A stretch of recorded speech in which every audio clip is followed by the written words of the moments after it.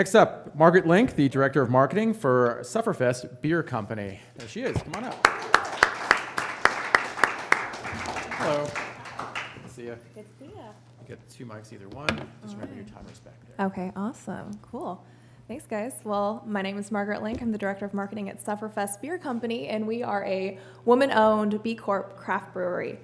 But before I tell you about Sufferfest Beer Company, I want to tell you what a Sufferfest actually is. So in the endurance athlete community, a Sufferfest is actually a term of endearment reserved for those really gritty, hardcore workouts where you're ailing and toiling, and then you get to the finish line and you're like, damn, I am a badass. And so as an endurance athlete myself, I can attest to the fact that there's no greater feeling than seeing that finish line, that light at the end of the tunnel, collapsing over the finish line and then being handed an ice cold beer. And Sufferfest really was brewed to celebrate those moments of achievement. And we believe that beer is the social currency over which you can share those war stories and your battle scars from any good effort. So, I mean, to be fair, white wine after a race or a run just doesn't cut it. So beer, it's gotta be beer, and we believe that.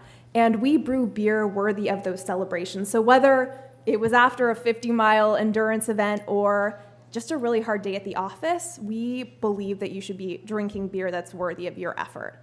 So we are a functional beer company, which means that from our fastest known time pale ale brewed with electrolytes and black currants to our repeat Kolsch, which is low cal, low carb, brewed with bee pollen, functional beer is beer that provides benefits beyond just tasting great. And that's what we do.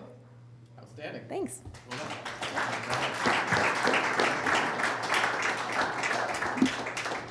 Something about the phrase ice cold beer really got me going right now. Anyone else? Yeah?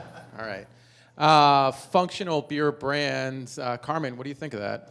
I love the functional space. I think that there's a lot of interest right now in what's happening both within beer and outside of beer.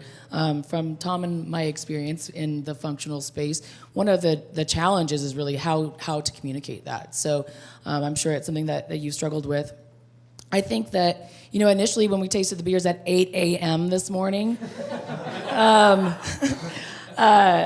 was sort of stuck on Sufferfest as a name. I like that as we peel it back and as you explained it, there's more there to understand, and sort of different than my feedback about athletic. I think the highly targeted approach with this alcoholic beer brand makes a lot of sense. So, Tom, what are your thoughts on the liquid itself and the idea of a beer actually doing something for you besides, a nice buzz? Functional beer is very interesting. The communication part gets really, really hard. I will be honest and say that the beer was very, very good. I enjoyed the bee pollen Kolsch. It was just well-crafted, well-balanced, drinkable. 3.5%, I'll take that all day long, and it's full flavor. I'd be amiss to say that if I could find a better beer today that we tasted. So, kudos, well done. I mean, it has to be about the beer. This was about the beer. Fred, there's a lot to unpack here. We have athletes, women-owned, B Corp, functional beer. How do you get all that into the packaging, and did they get it all into the packaging? Well, I love that you know who you are, who you're for, you live the life, you are the brand. That's great. I couldn't help but feel that there's a little bit of dissonance between this kind of positioning and creating a look that matches the consumer. There's something about it that still plays off of the expected visual tropes of the kind of craft beer category for me.